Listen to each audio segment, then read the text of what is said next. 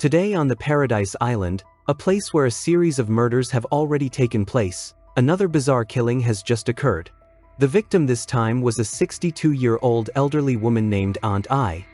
She was stabbed in the chest with a sharp weapon and died tragically inside her own hair salon.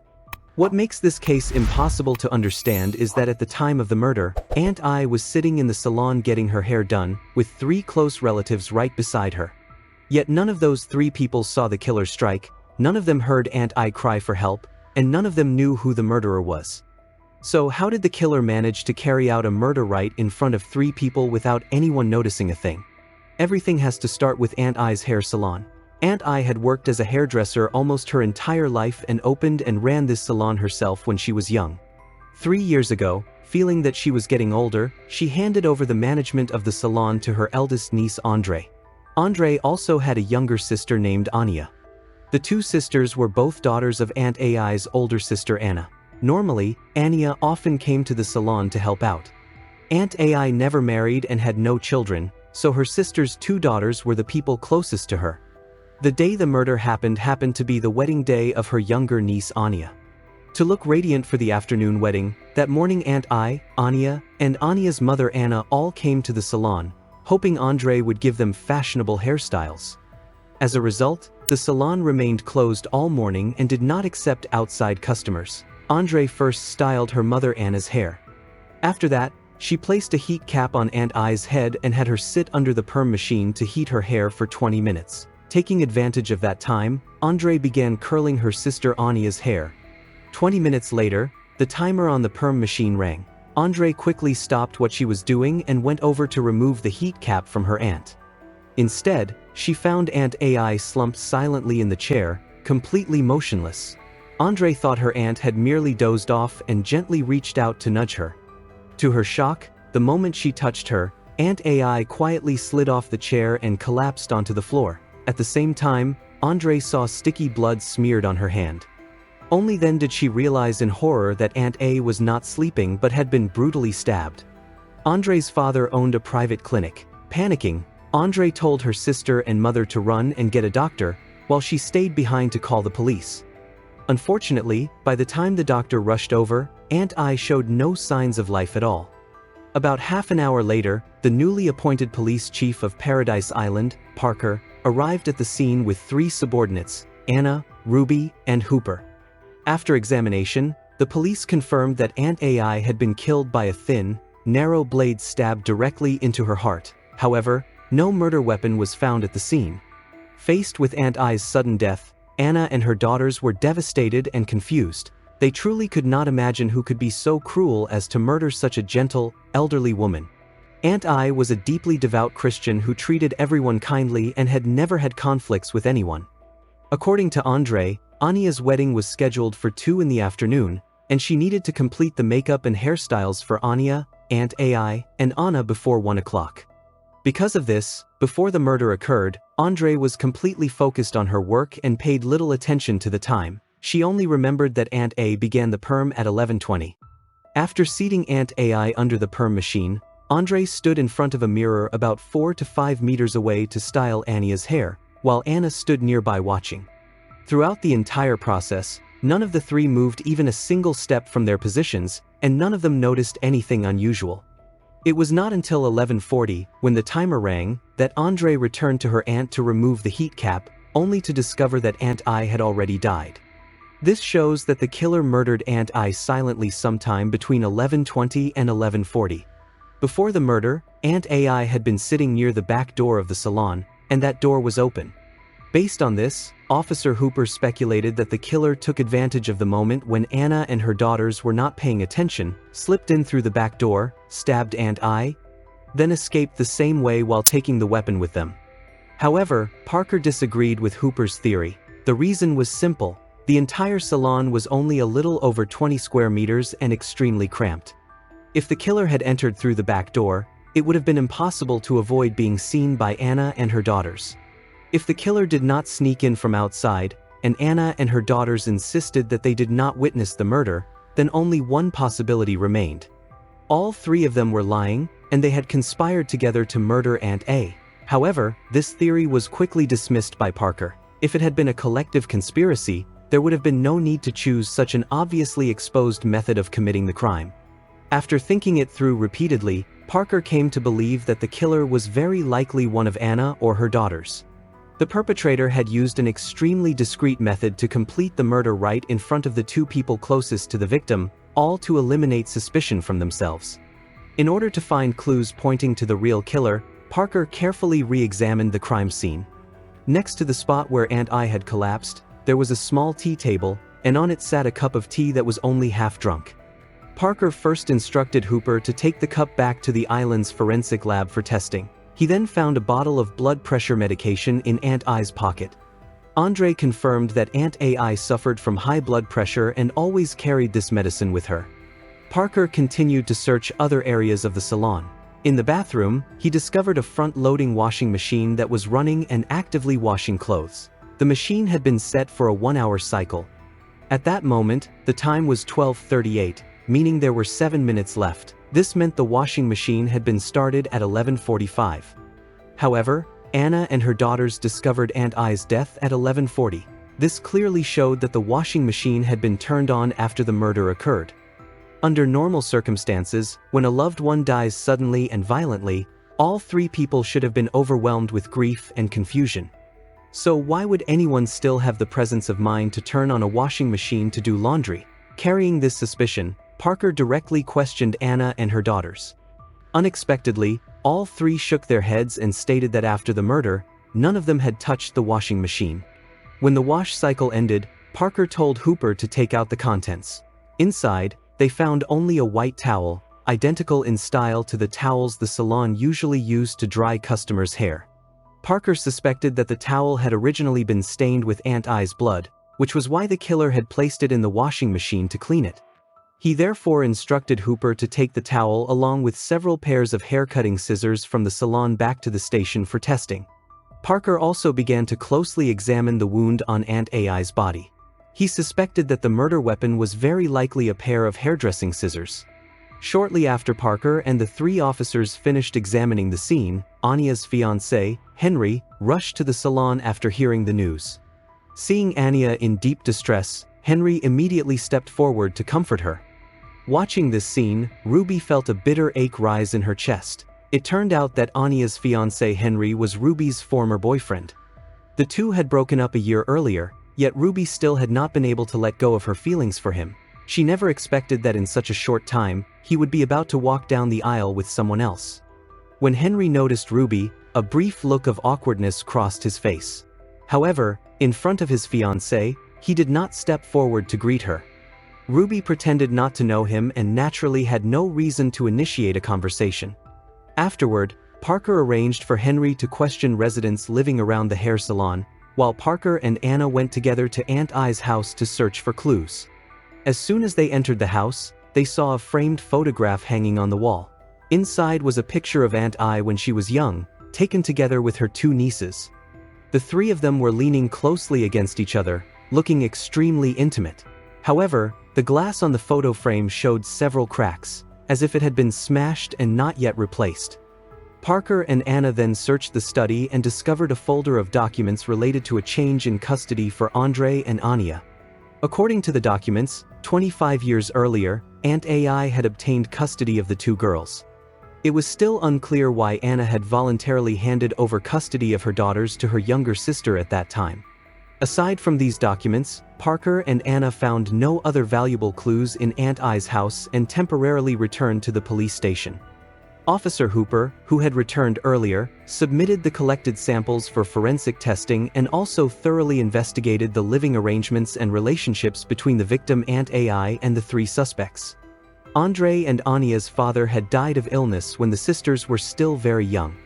At that time, Anna was young but severely addicted to drugs and completely incapable of raising children, which was why custody of the two girls was transferred to her sister, Aunt I. For all those years, Aunt AI struggled alone to raise the two sisters to adulthood. After giving up her children, Anna left Paradise Island and lived elsewhere for many years. She only returned a few days earlier to attend her younger daughter Anya's wedding. Unexpectedly, not long after setting foot back on the island, the sister who had raised her children was brutally killed. This made it impossible for Hooper not to suspect that Anna had a strong motive for murder. That motive could very well have been to reclaim custody of her two daughters and return to the role of their mother. According to Hooper's investigation, the relationship between Andre, Anya, and Aunt AI had always been extremely harmonious. Because their academic performance was poor, after graduating from high school, both sisters stayed at Aunt I's hair salon to help her. The three of them shared a relationship like that of a mother and her children, relying on one another for support. 3 years earlier, Aunt I had entrusted the entire hair salon to Andre's management. After hearing Hooper's report, Parker immediately went with Anna to the hotel where Anna was staying to conduct a private interrogation. Anna spoke candidly, telling them that she truly felt jealous of her younger sister, because her sister had been able to stay by the children's side for many years after she herself left Paradise Island.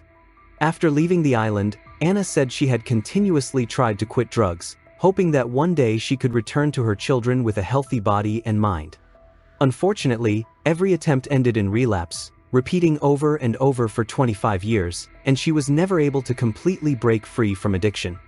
What caused Anna even greater pain was that over the years she had written countless letters to Andre and Anya, yet she had never received a single reply. She once believed that her daughters did not want to acknowledge her as their mother. It was only after returning to Paradise Island this time that she learned all of her letters had been intercepted and kept by her sister, Aunt I, and that the two girls had never read any of them. 2 nights earlier, Anna had gone alone to Aunt I's house to confront her about why she had kept the letters. Aunt I firmly argued that she had done so to protect Andre and Anya, because she did not want the girls to know that their biological mother was a drug addict. This answer immediately enraged Anna. In her fury, she grabbed a cup and smashed the glass of the photo frame on the wall that showed Aunt I together with Andre and Anya. Despite her resentment toward her sister, Anna firmly denied killing Aunt I. She said that deep down she had always been grateful to her sister for raising Andre and Anya to adulthood. Moreover, they were blood sisters, and no matter how unstable she might have been, she could never bring herself to brutally harm her own sister. Her words sounded sincere and did not seem like lies. If Anna was not the killer, then could it be possible that her two daughters, after discovering that their mother's letters had been kept by Aunt I, believed that she had taken away their chance to emotionally connect with their biological mother, and in a moment of anger murdered Aunt I? Thinking along these lines, Parker asked Anna whether her daughters knew about the letters being withheld. Anna replied that only the eldest daughter, Andre, knew about it. Anya had been busy preparing for her wedding, and both Anna and Andre did not want to ruin her mood, so they had not told her. After finishing Anna's interrogation, Parker and Anna returned to the hair salon to question Andre. Andre's response surprised them. According to her, after their mother handed her and Anya over to Aunt I's care, Aunt I often told the sisters that their mother had gone away for medical treatment. At that time, Anya was only 6 years old and innocent enough to fully believe this explanation. Andre, however, was already 10 and clearly knew that her mother was addicted to drugs, and had even done many reckless things to get money to buy them. From that point on, Andre said she had been filled with resentment toward her mother. She stated that even if Aunt AI had not kept the letters, she herself would never have replied. Agreeing to meet her mother this time was only to maintain surface-level harmony for her younger sister's sake. In Andre's heart, Aunt AI was her true mother, and she could never develop hatred over the issue of the letters, much less commit such a cruel act as murdering a loved one. As she spoke emotionally, Andre's eyes reddened, and she did not appear to be lying. Parker and Anna realized they could not obtain any further clues from Andre and temporarily left. At the same time, Ruby made an important discovery while questioning residents around the hair salon. According to 2 neighbors, at around 11:30 that morning, right during the time of the murder, a silver sedan had briefly stopped at the back door of the salon. Ruby followed the location pointed out by the neighbors and discovered a button on the ground where the car had been parked. She remembered the button clearly, because after the murder, Anya's fiancé Henry, who was also Ruby's former boyfriend, had come to the salon. At that time, Ruby noticed that while Henry was comforting Anya casually asked him why a button on his sleeve was missing. Ruby was absolutely certain that the button found at the salon's back door was the one Henry had lost. It was identical to the missing button on his sleeve and was very likely dropped by him. The problem was that at the time of the murder, Henry should have been busy preparing for the wedding at the church, so why had he suddenly appeared at the salon's back door? Could Aunt I's death be connected to Henry? For personal reasons, Ruby did not immediately report this clue to Chief Parker. Instead, she quietly went to Henry's house to confirm whether the button had indeed been dropped by him. Henry openly admitted that at the time of the murder, he had indeed stood at the salon's back door for a while, and that the button was in fact dropped by him. Henry explained that the closer the wedding day approached, the more uneasy he became. He even started to doubt whether his feelings for Anya were truly certain. Because of this, a little after 11 o'clock, he temporarily put the wedding preparations aside and drove alone to the hair salon, intending to ask Anya to come outside so they could talk things through. However, when he reached the back door of the salon, he hesitated. In the end, he only sat in his car for a few minutes, before receiving a call from the best man urging him to return to the church to continue preparing for the wedding. At that time, it was around 11:35. After hanging up, he immediately drove away from the salon and headed back to the church.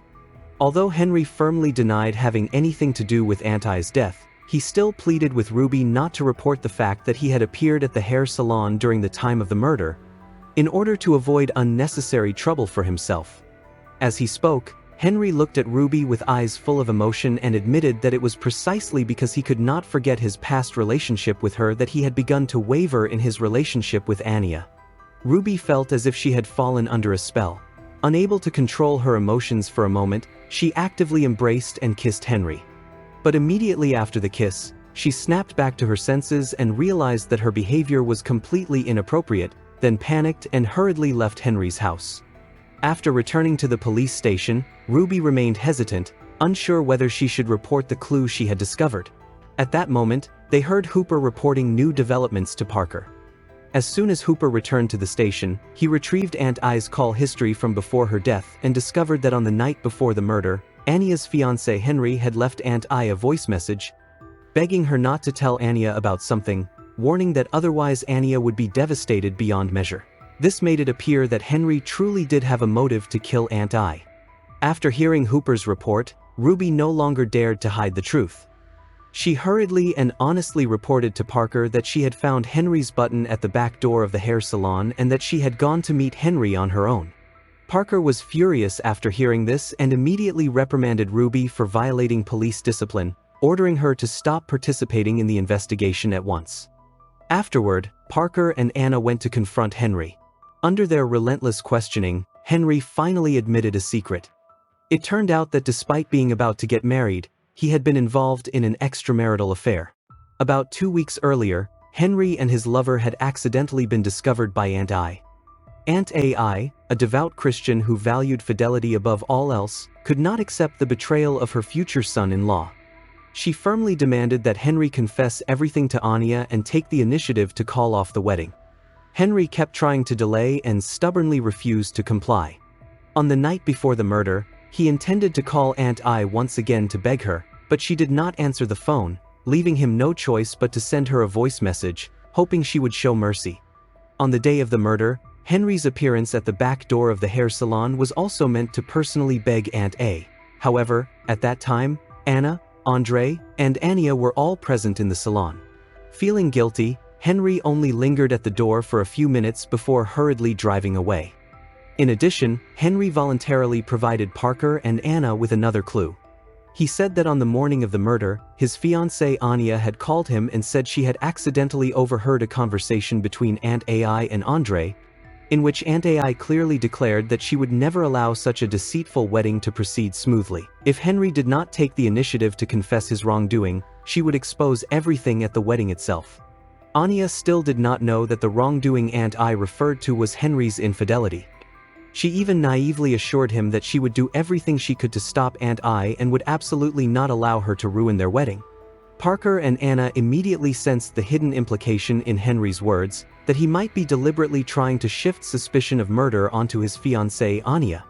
However, in Parker's eyes, Henry was clearly far more suspicious than Anya. His statements were very likely intended to make the police less suspicious of him. Therefore, Parker pretended not to understand the implications of Henry's words, stood up with Anna, and took his leave. He then announced the end of the shift and told everyone to go home and return to work the next morning.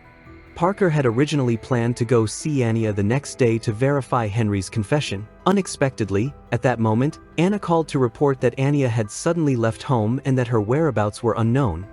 Hearing this, Parker could not help but begin to doubt his judgment from the day before. Could it be that Anya was truly the killer and was now on the run out of fear? Just as Parker was still confused, the external forensic unit sent him the autopsy results for Aunt A, along with the forensic analysis of the physical evidence from the crime scene. Because the Paradise Island police station had outdated equipment and insufficient manpower, all autopsies and forensic analyses were outsourced to professional agencies. The results showed that Aunt AI had indeed died after a sharp object pierced her heart. A large amount of blood pressure medication was found in her body.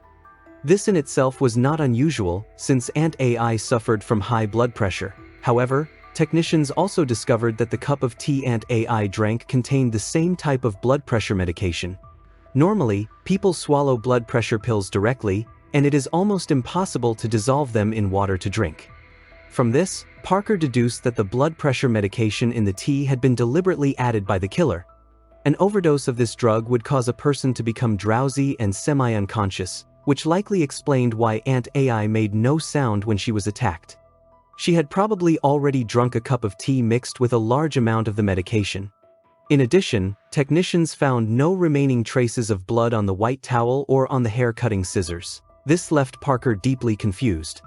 What weapon had the killer actually used to stab Aunt I to death, and why would the killer deliberately wash the towel after committing the crime? What puzzled Parker even more was how the killer, regardless of who it was, managed to avoid the eyes of the other two people at the scene, and then successfully hide the murder weapon afterward. These questions left Parker so troubled that he kept scratching his head. That unconscious gesture suddenly sparked an idea, and he immediately realized where the killer had hidden the weapon. Aunt I's hair salon was a standalone single-story building. Earlier, Parker and his colleagues had thoroughly searched both inside and outside the salon but found nothing. Thinking it over, it was very likely that after the murder, the killer had thrown the weapon onto the roof from outside. Just as the top of a person's head is a visual blind spot, the roof at a crime scene often becomes a blind spot during police searches. Realizing this, Parker immediately led Anna and Hooper back to the hair salon. They found a ladder and climbed onto the roof to search. Sure enough, in a pile of dry leaves, they discovered a pair of hairdressing scissors stained with blood. The next step was simply to compare the blood on the scissors with Aunt AI's blood to confirm whether it was the murder weapon. At this point, only two key questions remained unanswered. First, how the killer managed to stab Aunt A right in front of the other two people, without being noticed. Second, why the killer washed the white towel even though it had no blood on it. While thinking, Parker suddenly felt an intense itch on his scalp and instinctively began scratching. Anna noticed this and stepped closer to take a look, discovering many red rashes on his scalp that looked exactly like an allergic reaction. Parker knew very well that he was allergic to hair dye, which was why he had been extremely careful during the earlier crime scene examination and had made sure not to touch any hair dye. So where had this allergic reaction come from? After thinking it through, Parker suddenly remembered the white towel found in the washing machine. That was it, he had touched that towel. After committing the crime, the killer had taken the risk of exposure and still thrown the towel into the washing machine, not to remove blood, but to wash away the hair dye on it. At that realization, Parker snapped awake. He had finally pieced together the entire truth of the case. Immediately afterward, Parker instructed Anna and Hooper to bring Anna along with Andre and her family back to the hair salon. Standing in front of all four of them, he laid out his full line of reasoning. In fact, like many fans of classic detective stories, Parker had already guessed early on that the person who killed Aunt I was none other than her eldest niece, Andre. A method of murder like this had appeared many times in classic detective fiction. On the day of the murder, Andre secretly added the blood pressure medication that Aunt AI took daily into her tea. Earlier, Aunt AI had already taken her pills, and after drinking the tea mixed with the medication, the amount of drug in her body exceeded safe levels, causing her to quickly fall into a comatose state while her hair was being permed. Andre chose to use blood pressure medication instead of sleeping pills in order to avoid arousing suspicion from the police. When the timer on the perm machine went off, Aunt I had not yet been killed and was only unconscious. Andre pretended to step forward to check on her aunt, then deliberately pushed her off the chair onto the floor. After Aunt I fell, Andre took advantage of the moment when her mother and sister were not paying attention, quickly smeared red hair dye onto her own hands, and pretended to panic, loudly claiming that Aunt AI had been brutally stabbed, urging the other two to go and call a doctor. After Anna and Anya left the hair salon, the truth of the crime was already sealed. Andre then began to carry out the actual act of murder. She used a pair of hairdressing scissors and stabbed Aunt AI forcefully straight through the heart, then quickly ran outside and threw the weapon onto the roof. After that, Andre went into the salon bathroom intending to wash the hair dye off her hands, but she discovered that the dye could not be removed in a short amount of time. In her panic, she had no choice but to grab a white towel and wipe the dye off her hands to destroy the evidence. After wiping her hands clean, Andre casually tossed the towel into the washing machine and started a wash cycle. Although after 1 hour the dye on the towel was washed away and difficult to detect with the naked eye, the fact that the washing machine was suddenly turned on after the murder still aroused Parker's suspicion. Moreover, the tiny amount of dye residue left on the towel, though hard to see, accidentally triggered an allergic reaction on Parker's scalp, which ultimately helped him understand the killer's entire method. In reality, Parker had already locked onto Andre as the killer early on. The core reason was that both before and after the crime, Andre was the only person who had been alone with Aunt I. She simply took advantage of everyone's mistaken belief that Aunt AI had died while unconscious, and only then carried out the actual killing. In doing so, she perfectly fabricated the illusion that she had no time to commit the crime. Before announcing his conclusion, Parker had technicians examine the hairdressing scissors found on the roof, confirming that they were indeed the murder weapon. At the same time, only Andre's fingerprints were found on the weapon. Although Andre was a hairdresser and it was normal for her fingerprints to be on the scissors, the fact that only her fingerprints were present proved that no one else had touched the scissors recently. After hearing Parker's reasoning, Anna was visibly unable to believe it. She could not accept that Andre was capable of killing the aunt who had raised her single-handedly. At that moment, Andre's psychological defenses completely collapsed. She burst into tears and confessed to killing her aunt. As for her motive, Andre stated that everything she did was to protect her younger sister Anya's marital happiness. It turned out that Henry's lover, Anya's fiancée, was none other than Andre herself. During one of their secret affairs, the two had been discovered by Aunt I. Aunt AI was deeply disappointed by the behavior of both of them. On the morning of the murder, Aunt AI bluntly told Andre that she would expose the affair between Henry and Andre at the wedding. Andre knew very well how much hope her sister had placed in this marriage, and she did not want Anya to suffer the pain of betrayal. For that reason, she formed the idea of killing her aunt to silence her. In Andre's mind, only by eliminating Aunt AI could her sister's happiness be protected. After hearing Andre's confession, Parker could only shake his head helplessly. He understood that Andre's motive for murder was not purely for her sister, but at a deeper level, she did not want the shameful affair between herself and her future brother-in-law to be exposed. If the truth were revealed, Andre would not only be socially ruined and unable to face her sister, but even the hair salon she relied on to survive would be difficult to maintain. Even so, Parker did not expose Andre's true thoughts on the spot. He only felt that she was somewhat pitiful. Even while confessing to murder, she still tried to preserve her dignity and image, unwilling to reveal the darkest corners of her heart. This state of mind was much like that of many people who, before death, try to reset their phones to factory settings in order to bury secrets that cannot be spoken. That psychological state was no different from Andre's at that moment. While Andre was confessing, Ruby, despite being suspended, was far from idle. She found Anya hiding inside the church where the wedding between Anya and Henry was supposed to take place. Earlier that day, Anya had secretly checked Andre's phone to find out whether her fiancé Henry had any dark secrets. Unexpectedly, she discovered the illicit relationship between her sister and Henry. Anya hid in the church simply to calm herself down. After understanding everything, Ruby genuinely hugged Anya to comfort her. At that moment, Henry rushed in, begging Anya for forgiveness, but Anya did not hesitate and immediately broke up with him. This story originated from a classic case in a detective series, widely regarded as one of the most outstanding cases on Paradise Island, known as the hair salon murder case. As explained throughout the story, the killer's method belongs to a type that frequently appears in traditional detective fiction. The core of this method lies in switching the true time of the murder, thereby creating a perfect alibi.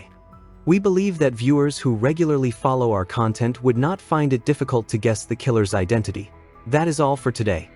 If you enjoy the program, do not forget to follow us, so we can continue bringing you reviews and keep you company for a long time. See you next time, goodbye.